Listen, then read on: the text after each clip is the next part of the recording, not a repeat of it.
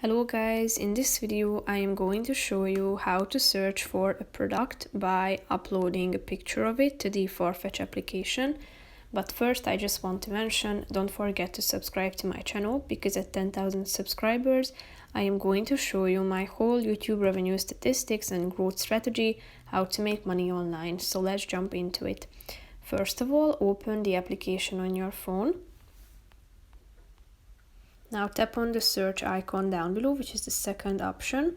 And after that, as you can see at the top of the screen, there is this search bar, and click on the camera icon. Tap on either choose a photo from your gallery or take a new one. But first you need to allow the application to have access to your camera, so click on OK. And now take a picture with your phone of the product that you are looking for. After that, tap on use photo down below in the right side corner of the screen.